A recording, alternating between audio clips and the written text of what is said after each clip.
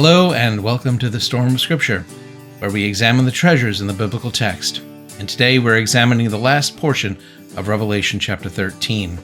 It introduces a second beast in the end times narrative, a beast from the earth that is a companion to the beast from the sea that's introduced in the first part of the chapter. The first beast seems to be a Caesar or king ruling from on high. The beast from the earth seems to be a little more grassroots and dealing directly with the people. He also seems to be a little more interested in the religious aspect of life and in establishing worship practices, worship of the first beast. In the narrative of this second beast, we see the final pieces fall into place for the reign of the beast from the sea, a reign that is marked by terror and persecution for all of those who will not worship that beast. Thank you for joining me as we examine the treasures in Revelation chapter 13, verses 11 through 18.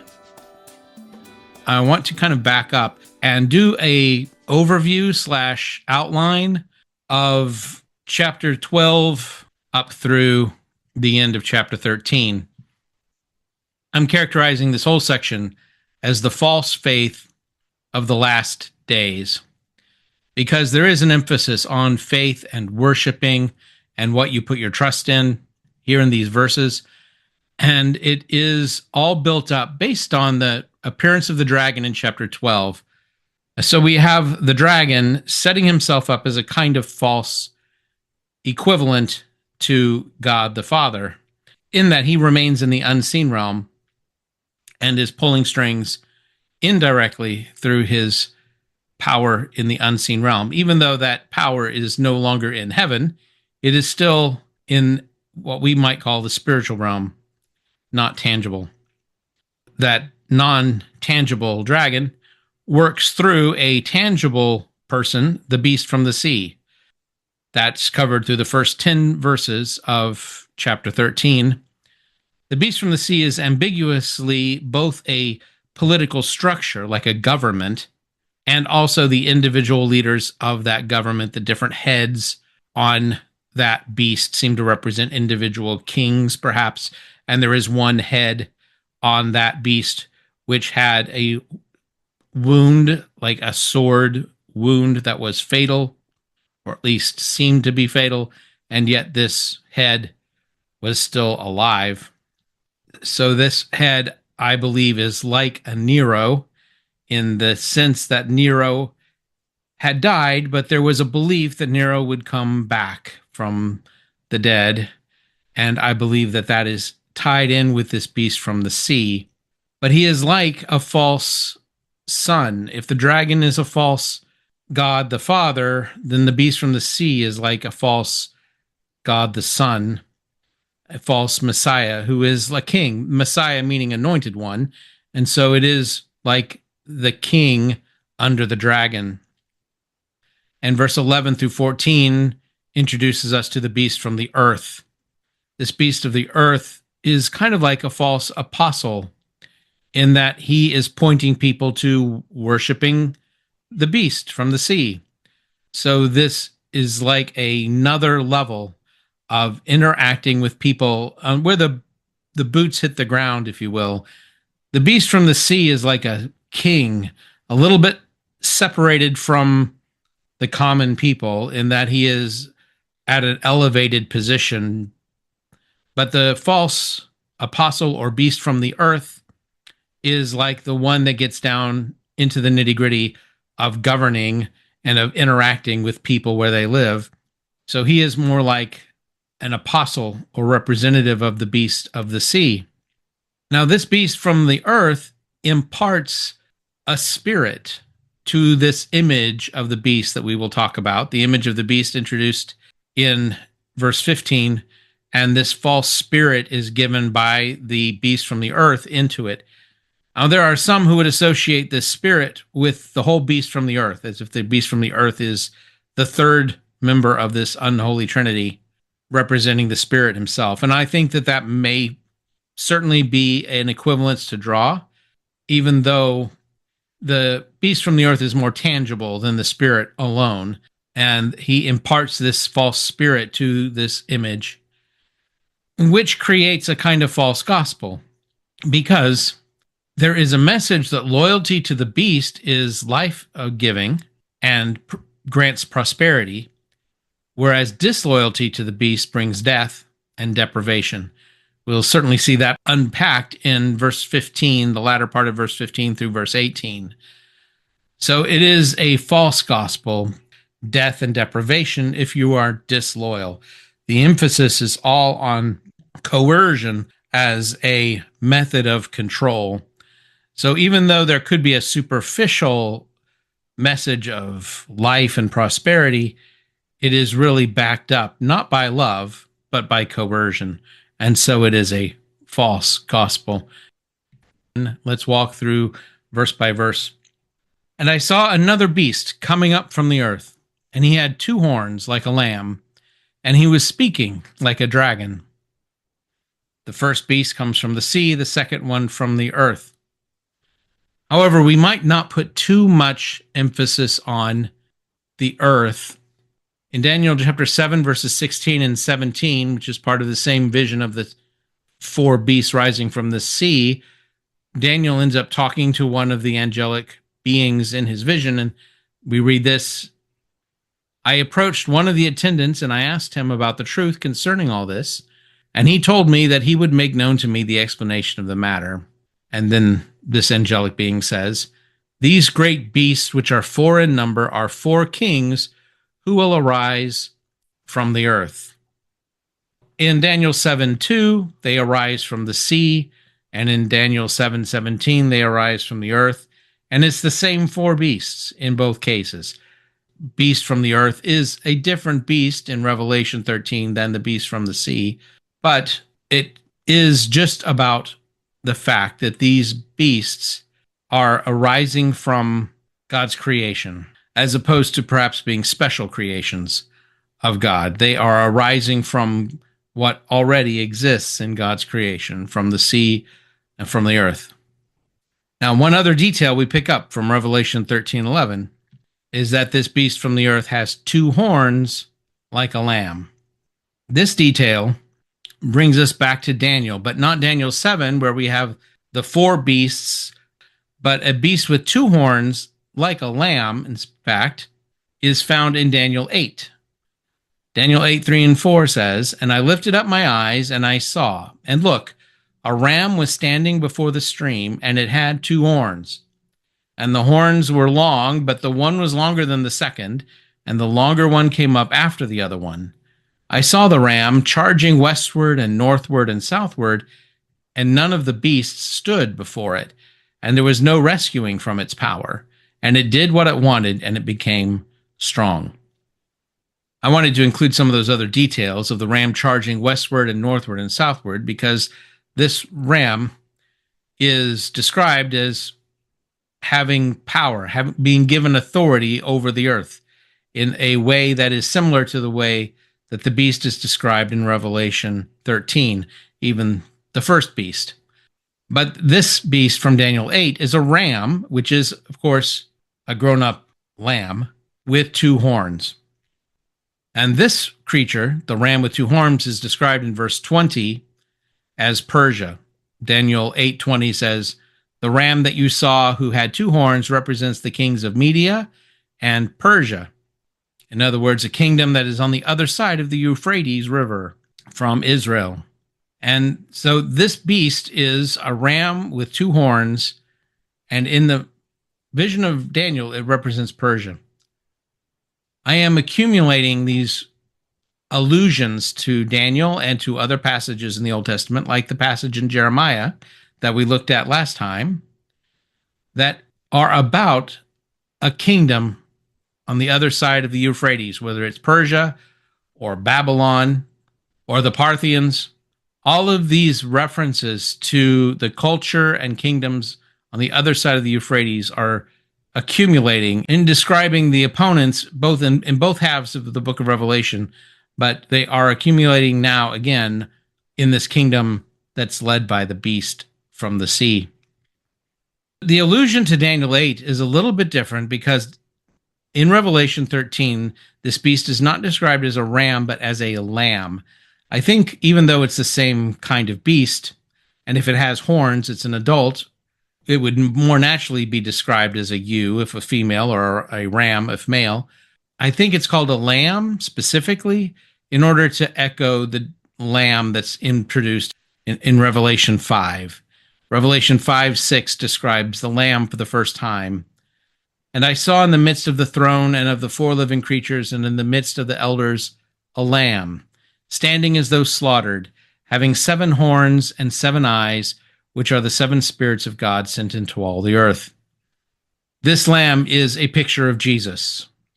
The idea that this beast from the earth is going to seem like Jesus in some way, it's going to appear like a lamb, reminds me again of the Olivet Discourse and Jesus' words about false prophets and false messiahs. Matthew 24, verses 13 and 23. I just want to read those 2 verses.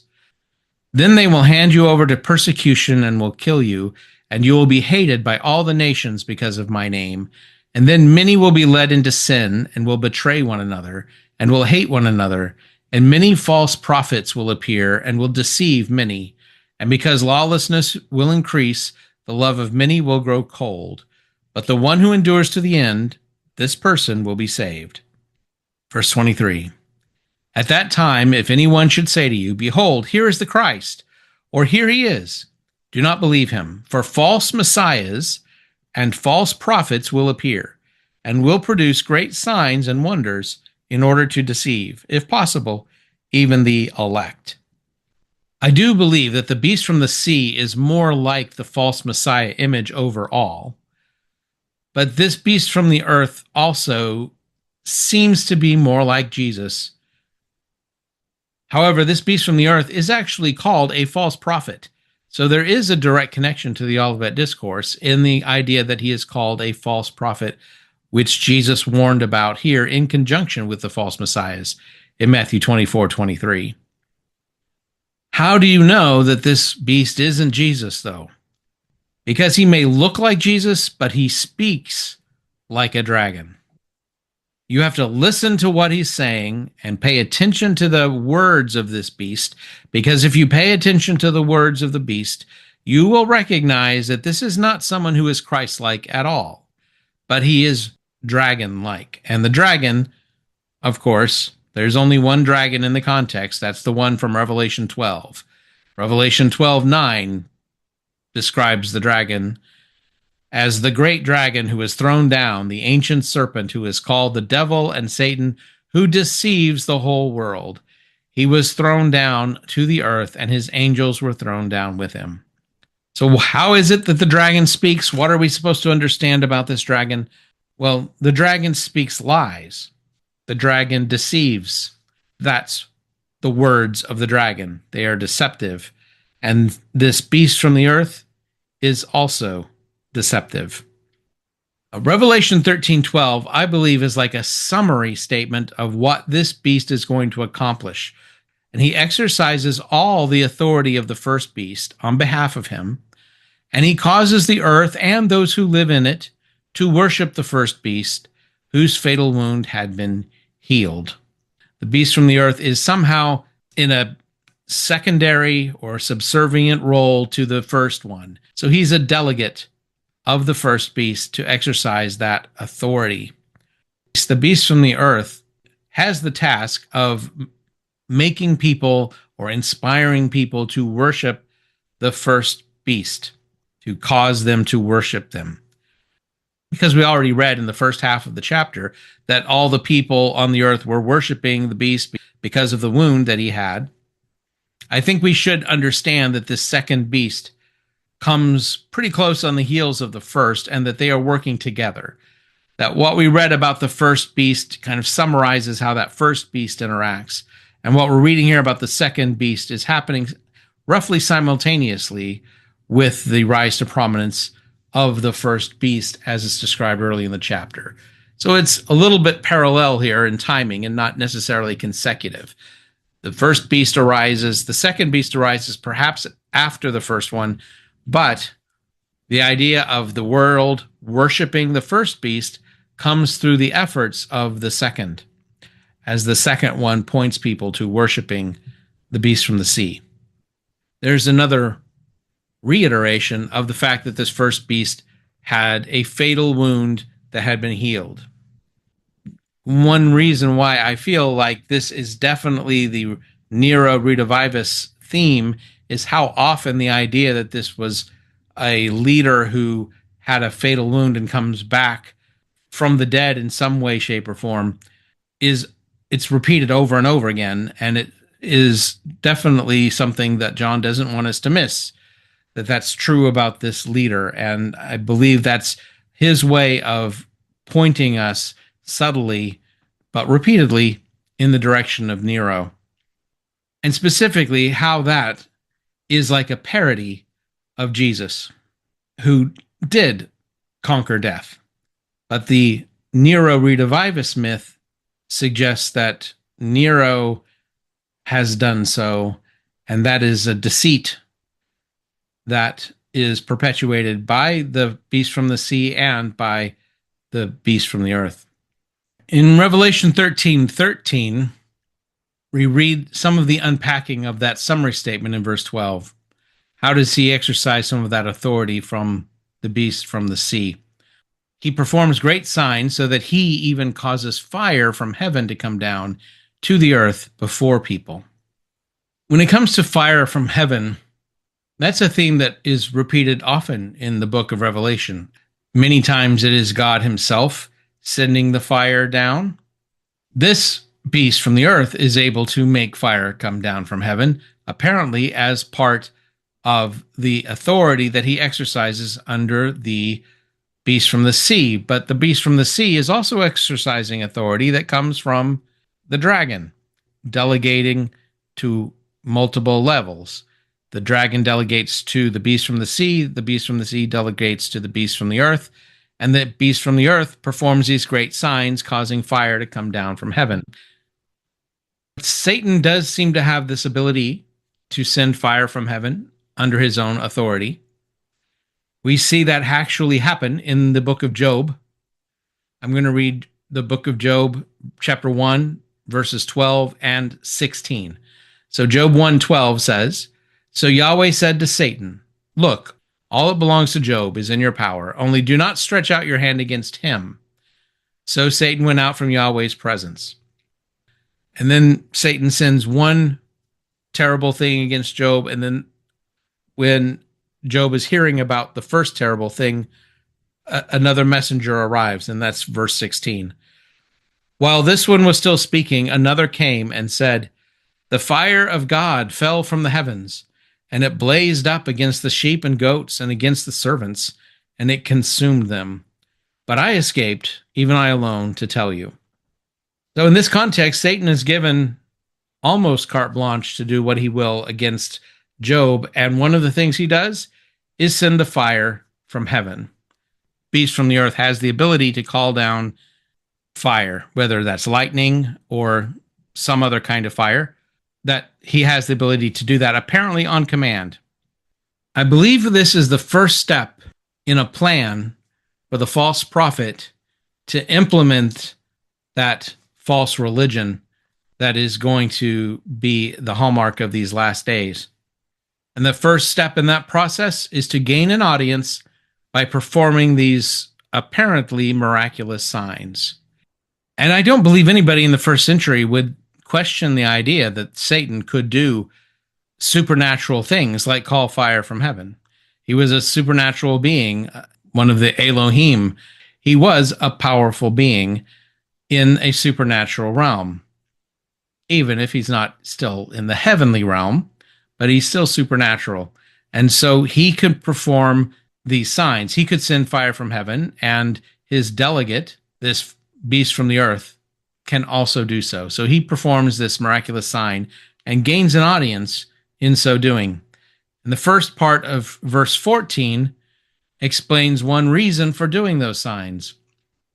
"And he deceives those who live on the earth because of the signs that it had been granted to him to perform on behalf of the beast." Again, I'm going to call back to the Olivet Discourse and those verses from chapter 24 in Matthew. I won't read them all again, but That is what Jesus is trying to explain. In those last days, false prophets will appear and deceive many, and they will produce great signs and wonders in order to deceive. That was Jesus' exact words in Matthew 24:23. That's why the signs are being performed, in order to deceive. So the amazement over the signs are used by this false prophet, this beast from the earth, as leverage to spread false messages. The deceit is that this beast from the sea has power over death because he appeared to be wounded fatally and yet is alive. He's using this key message, a deceitful message, to encourage worship of that false Messiah, that king. So you gain an audience by performing the signs. You use that audience appeal, influence to spread these false messages about the king and inspire then people to worship that king, that false Messiah. I hesitate to use the term Antichrist because it's not in the book of Revelation, and I think it's a term that gets abused from how its biblical context is. But the beast from the sea is the Antichrist. The beast from the earth is a prophet pointing people to worship him. This beast from the earth has a certain amount of supernatural ability that has no precedent at the degree of power that he exercises. The idea of duplicating something that God is doing, copying God's behavior with something that is not from God, but looks like it, that is a theme that we trace all the way back to the Exodus and Moses in front of Pharaoh, when the first couple of miracles that God sends for Moses to do, the magicians of Pharaoh's court are able to reproduce them. But the third one, they cannot, and they do not reproduce anything after that. So there comes a point at which the power of the magicians is tapped out. They can't go any further. They cannot reproduce those things, including hail and fire from heaven. They cannot reproduce that plague.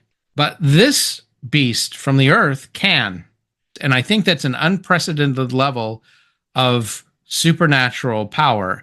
I believe that the book of Revelation is giving us the sense that this beast is an unprecedented, powerful being. And that's why it's so amazing.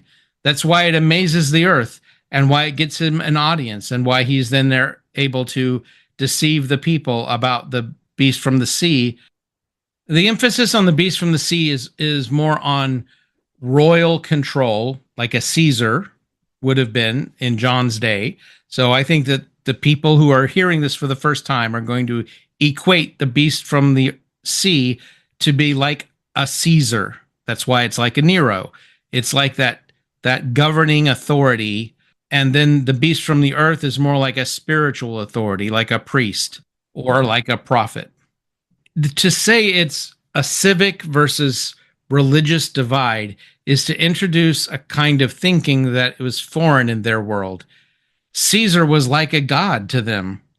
The Caesar was worshipped by the people in a religious ceremony. So there was no division between civic and religious life. It was all the same thing. But there was this idea that Caesar was calling the shots on military action and infrastructure, which was not the emphasis of the priests, which were all about the ritual kind of division of labor. But that division of labor did not really mean a division of secular versus religious. That was not the division that was in their minds. The beast from the earth is that one that is acting in the ritual side of things, the worship side of things. In the second half of verse 14, we read that the beast from the earth is telling those who live on the earth to make an image to the beast who has the wound of the sword and yet lived. Yet another iteration of this reminder that we're talking about a kind of Nero redivivus idea. And the beast of the earth is telling the people who live on the earth to make the image. This is a classic approach of letting the people take ownership, making them invested in the worship process. That's step 3 of the false prophet's plan. Get people invested in the worship of this king, of this false Messiah, by directing them to build an image or a statue of the resurrected king. This is an idol. I mean, this is idolatry. And the idea of the image building was very much a part of idolatry. And they were going to be building an image of this king, which is elevating that man who is the first beast at the head of this empire, elevating him to a kind of godhood. But that is completely within the wheelhouse of the first century readers to think that that is what is happening, and to think that that's expected behavior from a king like this false Messiah. I want to read a passage from the Lexham Geographic Commentary on Acts to Revelation. This is a section on Ephesus, and specifically in Revelation, the letter to Ephesus.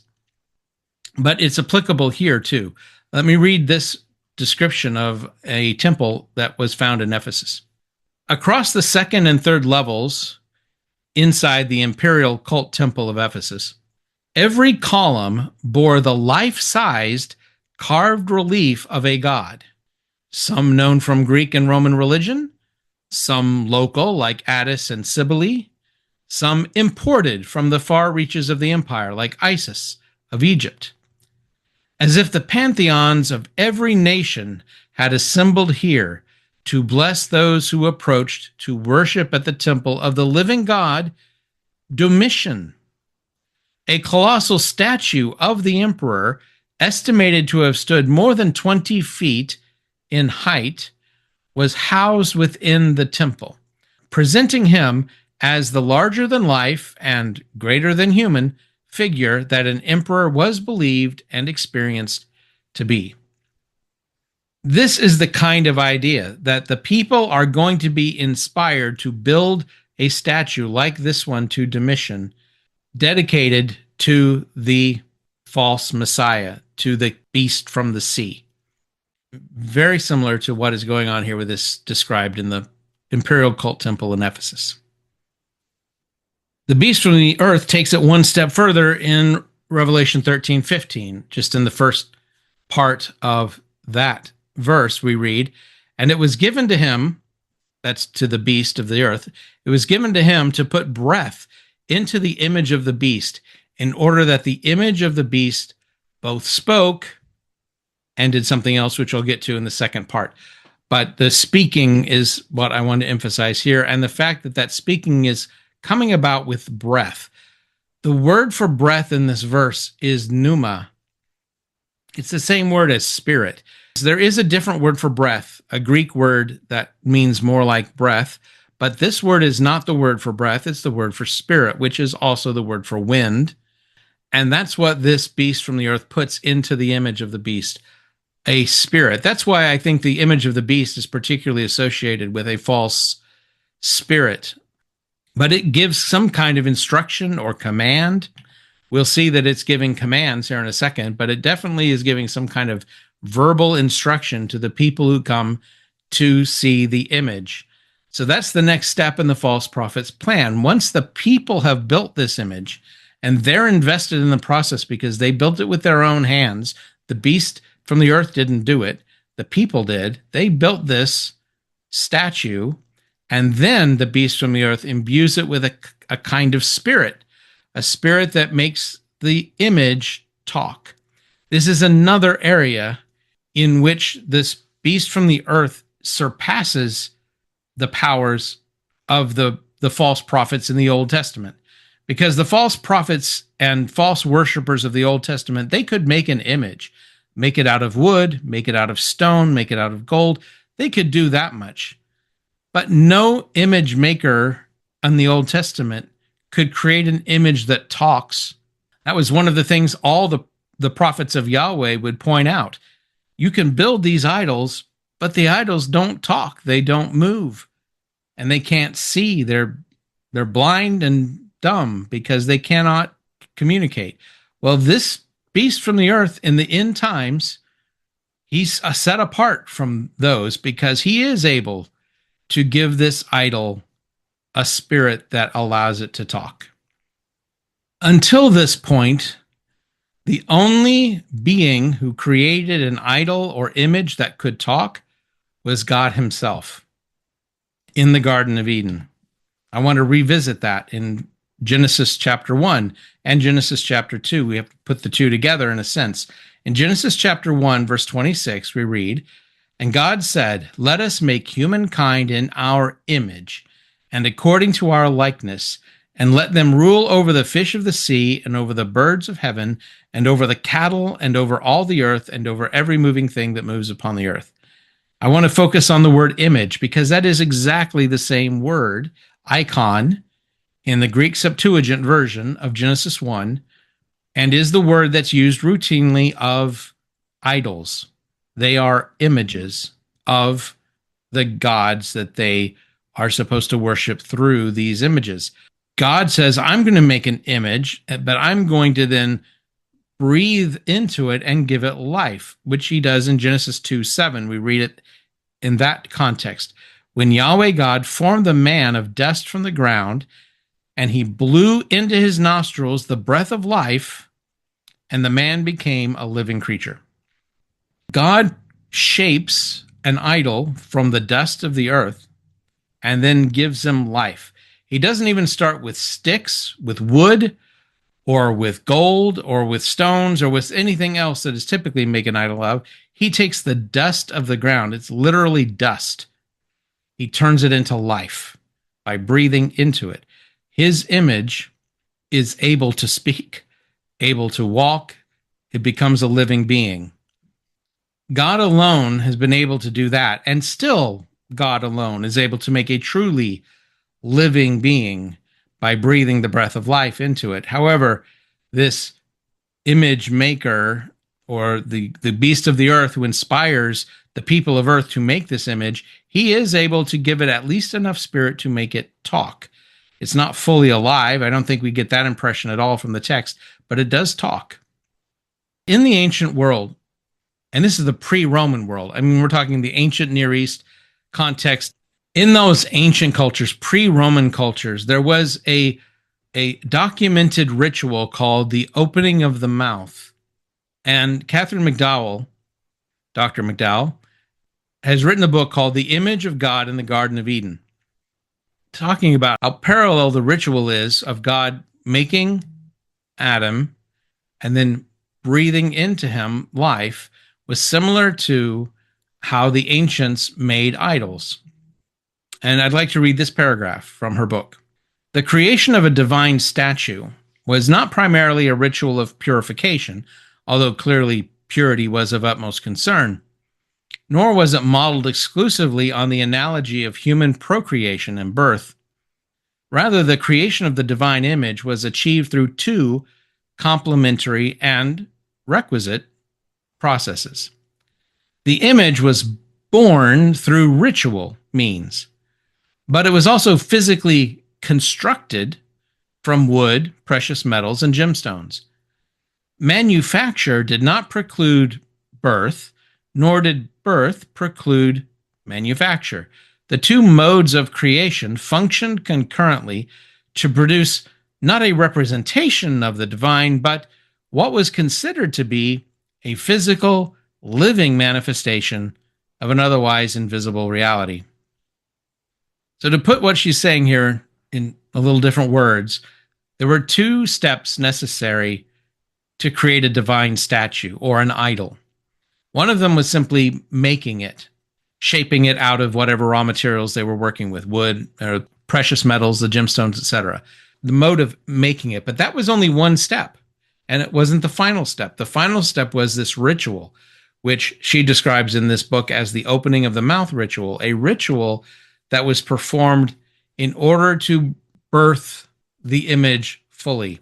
This was not a practice of Rome, apparently. They did not do the opening of the mouth ritual. At least I could find no evidence of it. I tried. Catherine McDowell's book is about the ancient world many hundreds of years before Rome, that this was a ritual that was performed. I hesitate to say this is definitely what is being referred to in Revelation 13, but it certainly sounds a lot like it. And that's why I kind of wanted to bring it in here. The idea that there is some process that brought the image, if not fully to life, at least gave it some reality beyond simply being a carved statue. Let's loop back around to Revelation 13. This time I'll read all of verse 15. And it was given to him to put breath into the image of the beast, in order that the image of the beast both spoke and caused that all those, unless they worshipped the image of the beast, should be killed. To me, this is a great amping up. This is a tremendous jump from just worshiping the image of the beast to killing people who don't. But that's the next step in the false prophet's plan.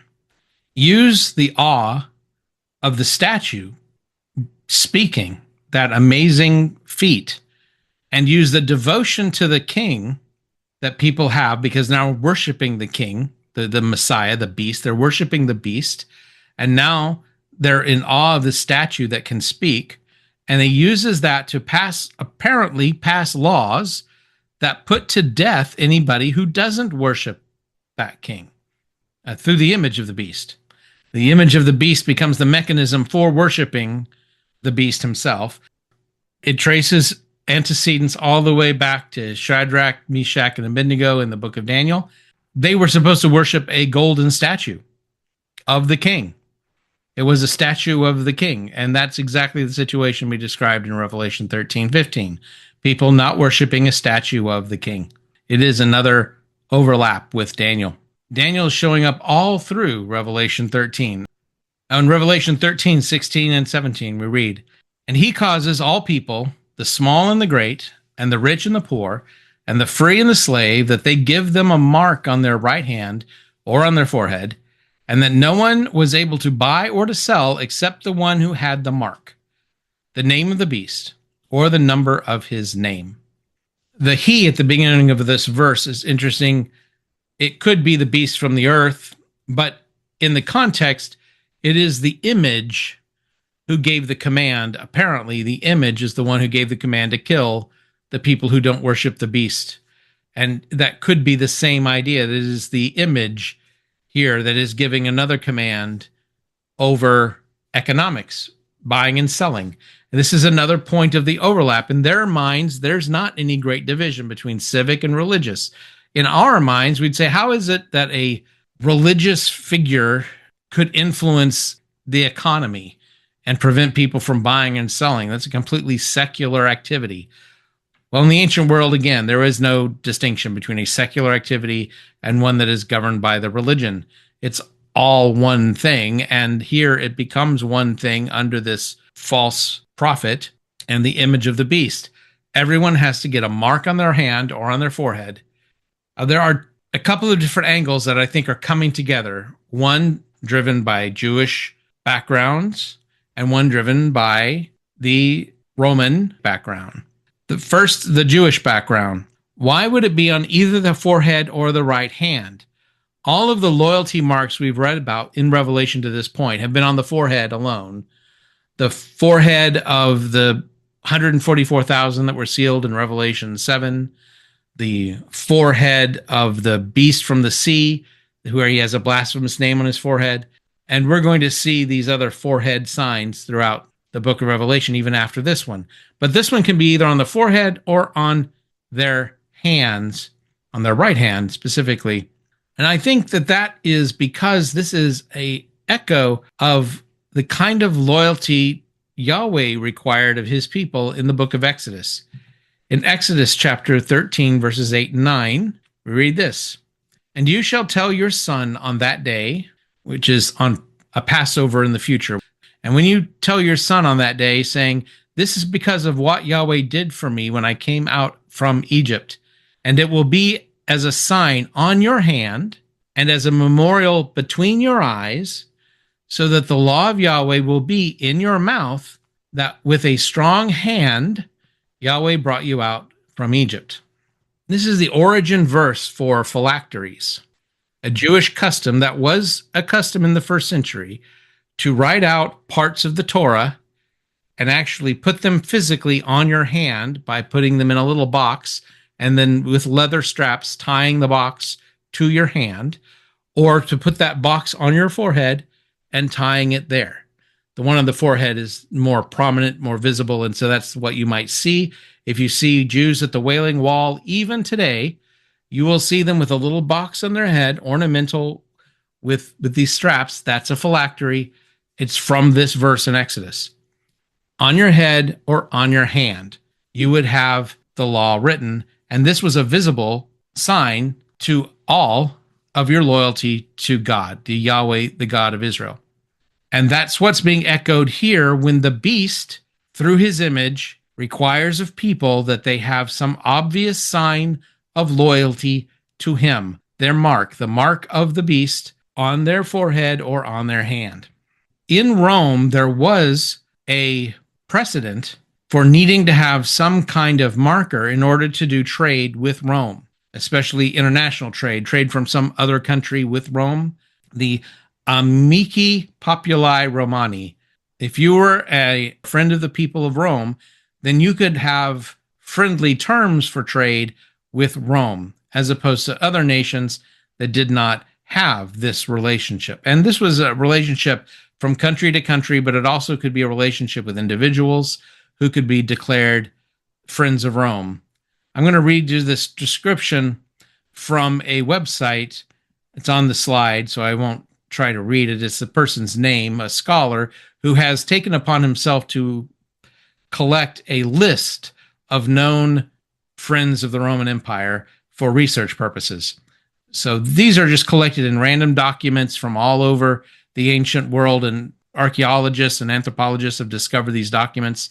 This scholar has taken it upon himself to try to pull together all these different references to a friend of Rome and create a master list. He describes what that means on his website, so I'm going to read a paragraph that describes it. Interpersonal friendship relations played a major role in the establishment and development of the Roman Empire. Its power was not solely based on its military prowess, but also on the loyalty and voluntary support of external kings or elites, who often held the official rank of amici populi Romani. The main targets for inclusion in the APR collection are all individuals outside of Italy that were made friends of the Romans, either on the official level or less formally with an individual Roman aristocrat. This sign from the mark of the beast is like an amici populi Romani in spades. You have to have an explicit marker of loyalty in order to trade within this world. A brand is what is implied, something that you're willing to permanently place on your head or on your hand in order to be loyal to the beast. And if you do that, you're allowed to trade. And if you don't, you are not allowed to trade, which means that you can't get goods and services. You have to be completely self-sufficient or you're going to starve. So that's the last step in the plan of the false prophet. Leverage this religious zeal into using control of all economic transactions and enforce loyalty to the king. It's enforced, just like worship is enforced on pain of death. The economic transactions are enforced by a requirement of this mark of loyalty. So if you are loyal to the beast, you get to live and you get to trade and everything's fine. But if you live in his kingdom and you refuse to show loyalty to the beast, then you are at risk of death for not worshiping, and you are at risk of starving by not being able to trade. So the beast puts himself in this control through these mechanisms. Finally, verse 18. Here is wisdom. The one who has understanding, let him calculate the number of the beast, for it is man's number, and his number is 666. The most helpful bit of information from this verse is that it is a man's number, and it is described as his number, which tells us that the beast, while it can represent a system of government, is also representing a person. Some individual person is going to be represented by the beast because it is a man's number, not a nation's number. It's about somebody. What is the least helpful information is this actual number, 666. It is something called gematria. I'm going to read from the Book of Revelation commentary and the New International Commentary on the New Testament series. This was written by Robert Mounce. Dr. Mounce is a highly respected Greek instructor and theologian. On page 260 of his book, he says this: in ancient times, letters of the alphabet served as numbers. The first 9 letters stood for the numbers 1 through 9, the next 9 for the numbers 10 through 90, and so on. And there were not enough letters in the then current Greek alphabet. Certain obsolete letters and signs were brought into the system. Thus, every name yielded a number. To decipher a number presented a rather fascinating riddle. An often quoted graffito from Pompeii reads, "I love her whose number is 545, 545. Among the Jews, the practice was known as gematria. This is what we know he's doing. We have an example from Pompeii. We actually have multiple ones of various kinds. This one that Mounce quotes, the "I love her whose number is 545, is commonplace. In practice, you can always go from a name to a number. However, going from the number back to the name is extremely difficult, if not impossible in some cases. And that difficulty is described by G.K. Beale in his commentary. I want to cite him on this point. The Book of Revelation, a commentary on the Greek text by G.K. Beale. On page 720 of his book, he says, all attempts to identify 666 with the literal calculation of some individual's name encounter difficulty because of the metaphorical manner in which language and numbers are used in the apocalypse. None of the many proposed solutions using gematria is ultimately satisfactory because there are so many names, ancient and modern, that come to 666. There are so many proposals because it is easy to turn a name into a number, but hard to deduce the right name from a number. For example, what is the name of the woman from Pompeii whose number is 545? It's anybody's guess. We can't turn 666 into a definite name any more than we can turn 545 into a definite name. It's just not possible. And G.K. Beale basically makes the point about how 666 is 1 less than 7, and 7 is the idea of perfection, and so 666 is like imperfection times 3. I think all of that is fine, and we could go down a symbolic path, but symbolic paths are almost as wiggly as far as what it can definitely mean as trying to say it's a particular name. Interpreters of symbolism are also imposing on the text something that they've concluded based on something outside the text, and they're bringing it here in order to try to interpret it. And I can see 666 in that light, but I don't put weight on it heavily. I am not going to stake any claim completely on 666 as being the clue that unravels everything to tell you who someone is. I have made the point multiple times that I believe the Nero Redivivus myth is underlying what we read. And so I'm inclined to say that the beast from the sea is identified from Nero, mainly because of this mention of him having a fatal wound, and yet he's back. And that is very much in line with the Nero Redivivus myth. It is also interesting that Nero is one of the names that is frequently cited as being an understanding of 666. It's actually not just his name, but the word Caesar and Nero with an N. Kaiser Neron is how it might read if you're actually reading the Greek in some close to literal way. Kaiser Neron turns out to be 666. You have to kind of finagle it no matter what name you come up with for 666. I'm going to go with Nero just because it fits not just the number 666, but the whole idea of the beast having died but coming back. That's really where I will stake my claim on it being Nero, or a second Nero, not the original Nero. I don't think we're talking about the Nero who committed suicide in the ancient world. I believe we're talking about a future Nero, a Nero who's going to come back. That was the myth, and I think that's what John is leveraging and explaining the vision that he had of this beast from the sea. Thank you again for joining me as we examine the final section of Revelation chapter 13. Next week, we will look at the 144,000 who gather at Mount Zion at the beginning of chapter 14. I appreciate your comments, your sharing, and subscribing to the channel.